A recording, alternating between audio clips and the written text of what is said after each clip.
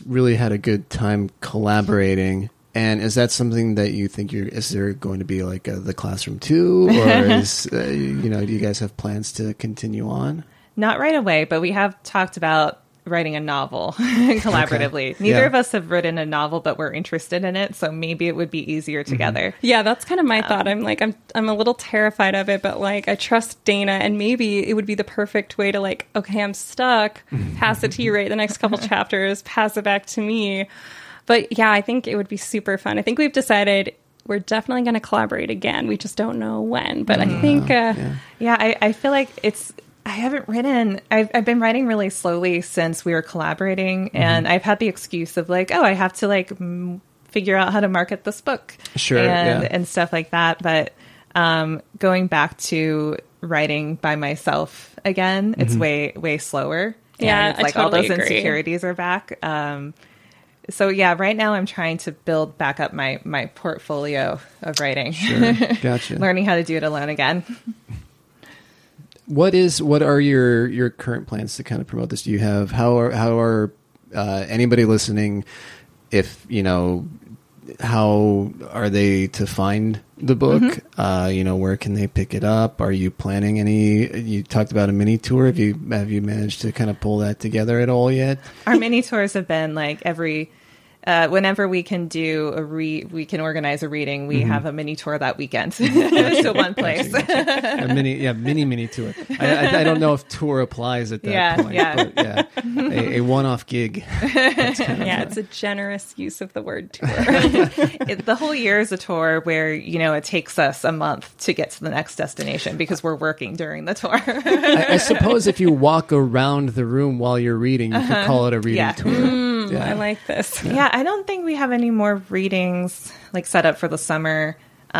We have some things kind of on the horizon, but not. It's so hard future. To do anything during the summer here because the impulse is to just stay indoors or leave, like get out. Right. Yeah. And we'd kind of love to like go back to our undergrad university where like we met for the first time. Yeah. So because we both have full-time jobs that, aren't super flexible, we're kind of trying to look into next spring, maybe going to the Northeast where we're from and doing something there. But yeah, you can find the book at Goldwake Press's website. You can find it on our websites, www.danadeal.com and melissa-goodrich.com. And we're open to interviews and reviews and, projects with people. And very cool. Yeah.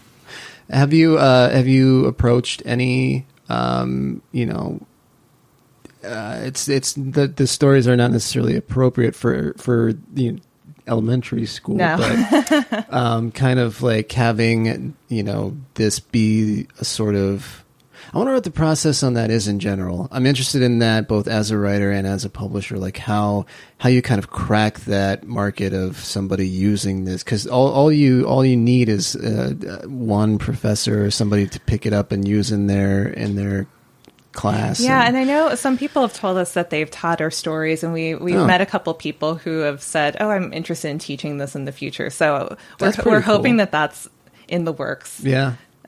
Yeah, and maybe we should do like a collaborative class on collaborating. Yeah. There you go. I think there would be a lot of value in that, honestly, because, like I said, I could not tell any shifts in voices. This was one cohesive piece. I was kind of, in my head trying, because it's like with songwriting too, like trying to figure out, okay, who wrote which part.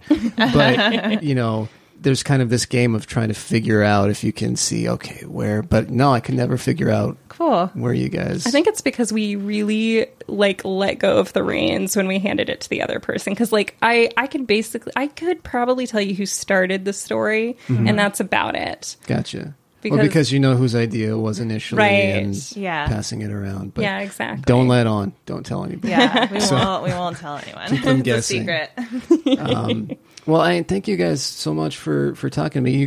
Did you actually just come up for this? Yeah. Yeah. Why not? We got lunch with some friends. Okay, then that makes me feel better. As long as you're seeing some people, then yeah. I lived here for 3 years, so it's fun to come back. It is. So I don't need much of an excuse. And we got to talk on the drive, and yeah, I mean, it was a fun hangout. The mini tour is just like hanging out with Dana. So don't worry, it's not just you. I like the Tucson drive. It's pretty much just that straight drive down the 10, and you've got, if you go during the day, then you've got some nice stretches of nothing that you can appreciate. Yes. And then if you go at night, it's kind of spooky nothing. Yeah, a little bit. Yeah, which has its own appeal too. I always see what I think are UFOs because of the airports. Yeah. And you've hit civilization right about when you get to the IKEA, depending on which direction. Yes. You're like, ooh, we're almost there. Like, oh, there's the mall. And then there's that like airplane graveyard. Yeah. Lots That's of just spooky. called the Boneyard, right? Yeah, the Boneyard. The Boneyard. Mm-hmm. Yeah, pretty crazy. And is the ostrich farm still there? Oh, yeah. Okay. Oh, yeah. Rooster Cogburn's ostrich. Oh, and it has like stingrays. stingrays. Is it the one that also says like live stingrays on the side? Maybe. They're not dead. They're alive. They're alive. That would be. It's not. That's It's I'm sure the excitement of live stingrays, but just imagine the dead stingrays. It's not going to be something that appeals to anybody. No. That's when you say like fossils or something like that, right? Mm-hmm. Because it's a much sexier word, fossils, than stuff that's no longer alive. Yeah. So, anyway, thank you guys. It was great talking. Thanks. Thank you so much for having us.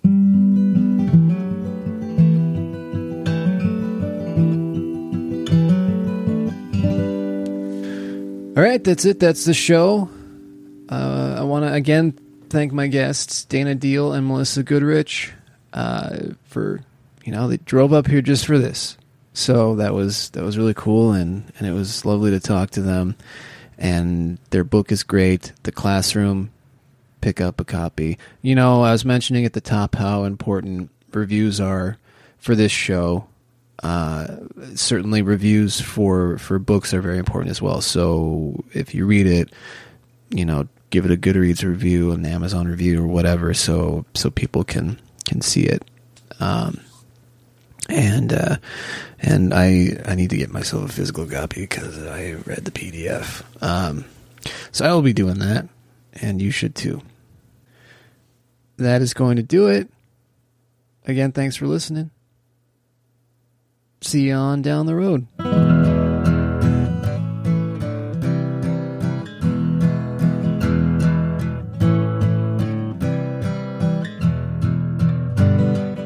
This has been a Hoot and Waddle production. If you enjoyed this podcast, why not check out one of our other fine podcasts available from hootandwaddle.com, Apple Podcasts, Spotify, Stitcher, or any number of podcast apps. If you'd like to support Hoot and Waddle and get access to an exclusive member-only podcast, receive discounts on merch, and more, go to patreon.com/Hoot and Waddle.